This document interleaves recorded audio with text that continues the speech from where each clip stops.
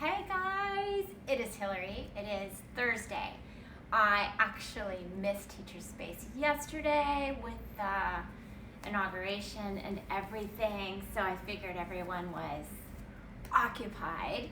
But I'm here today and I thought we would go over, this is kind of one of the things I'm doing in my teacher training today, actually, virtual, for the class. We're kind of at this point on the reformer with the long stretch front.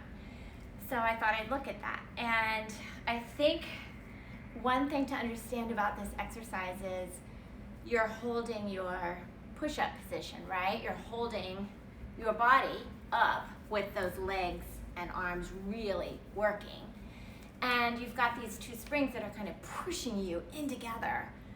So you're having to like push with the arms and push with the legs to keep that long back and that long just length and create space.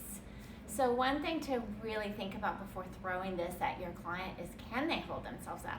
Can they on the mat just be in a push-up position, be in that plank position? Because now you're asking them to hold that with some spring kind of pulling them in and kind of pushing them this way. So they've got to really have that strength and that connection. So the headrest is up, and we're going to use this little black grippy just so we don't go slipping and sliding away.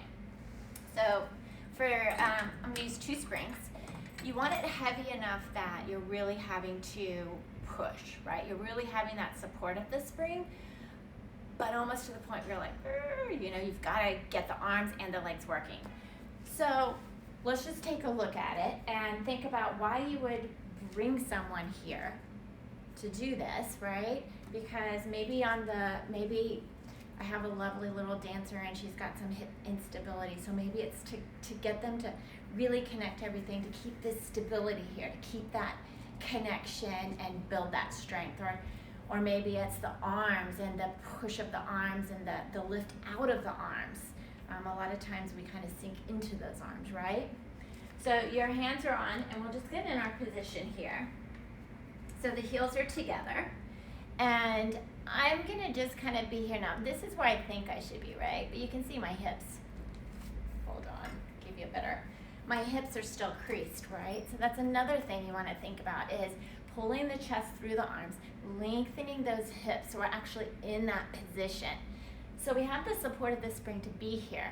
And then from here, if I just push with my arms, it's whatever, but we really want those legs pushing. So think about squeezing those heels together and really pushing them towards the floor, right? And then out of those arms and really engaging those shoulders. And again, my hips lifted up. You're gonna see this a lot. So I've gotta keep that length. And then we're gonna press out with the arms and the legs, keeping that shape as best as we can and pulling back in. So what you might find is they get kind of wiggly back here as they go in and out.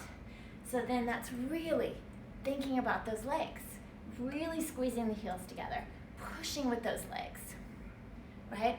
Or maybe they do this, they go out and they just kind of sink down and up. And we want to really focus on the whole arm back connection, which is so important through all the work, right? So really get them to understand that the arms are really wrapping around and using that upper back so they're not kind of sinking in, right? Are we with me? Yeah.